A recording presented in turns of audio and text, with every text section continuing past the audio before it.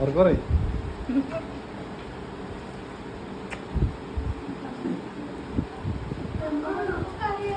വിചാരിക്കുന്നുണ്ടാവും എവിടേക്കാണ് ഞാൻ ഈ ഒരുങ്ങി കെട്ടി പോണത് ഇപ്പം തന്നെ, എങ്ങടാണ് ഈ പോണതെന്ന്.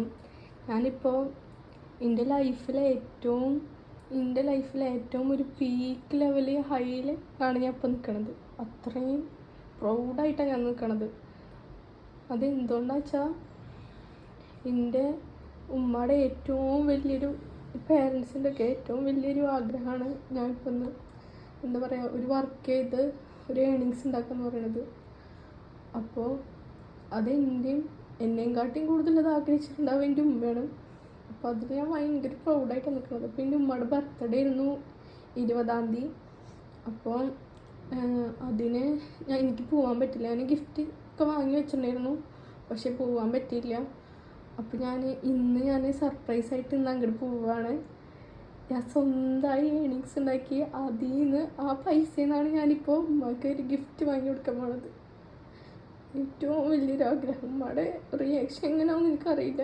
ചിലപ്പോൾ ഉമ്മയുടെ റിയാക്ഷൻ ഒന്നും ഉണ്ടാവില്ല.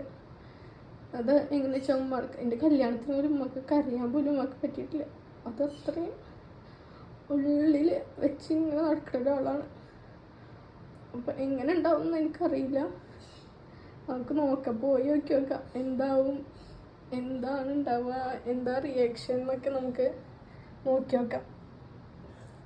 ഭയങ്കര സന്തോഷത്തിലാണ്, ഭയങ്കര സന്തോഷത്തിലാണ്. എനിക്ക് സന്തോഷം കൊണ്ട് എനിക്ക് എന്താ പറയുക, നിൽക്കാൻ പോലും പറ്റണില്ല. നമ്മൾ നല്ലൊരു സ്ഥലം കണ്ടപ്പോൾ ഇവിടെ നിർത്തിയേക്കാണ് ഫ്രെയിം സെറ്റ് ചെയ്യാൻ വേണ്ടിയിട്ട്. ബാബി സെറ്റ് ചെയ്യണത്. ബാബി എന്താ പറയാനുള്ളത്? ഒന്നും പറയാനില്ല. ഐശ്വര്യ എന്താണ് പറയാനുള്ളത്?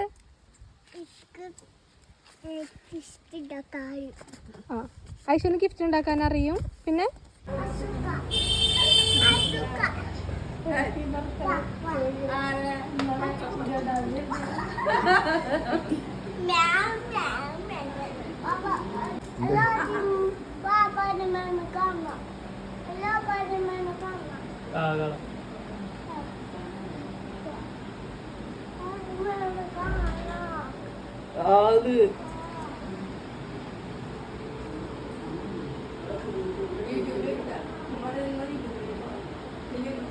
സന്തോഷം പുറത്ത് പോട്ടെ.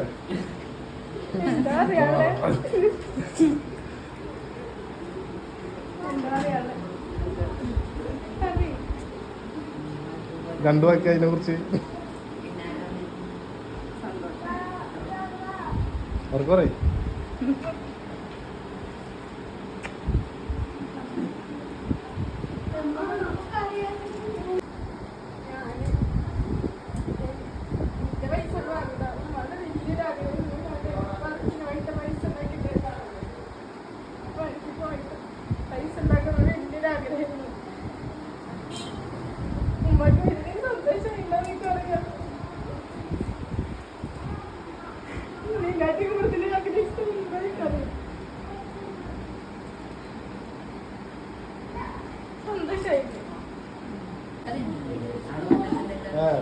ഒന്ന് കയറിയുള്ള പോ.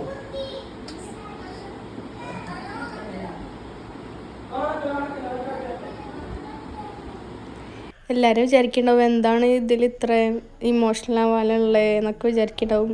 ഇതെന്താ വെച്ചാൽ എനിക്കൊരു താത്ത ഉണ്ടായിരുന്നു. ഒരു 3 വയസ്സൊക്കെ സമയത്ത് മരിച്ചതാണ് പെട്ടെന്ന്.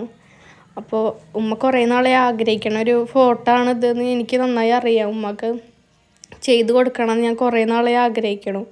ഇപ്പോഴാണ് അതിനൊരു ഇത് കിട്ടിയത്. അപ്പം അതുകൊണ്ടാണ് ഉമ്മ അതിൽ അത്രയും ഇമോഷണൽ ആവണത്. അങ്ങനെ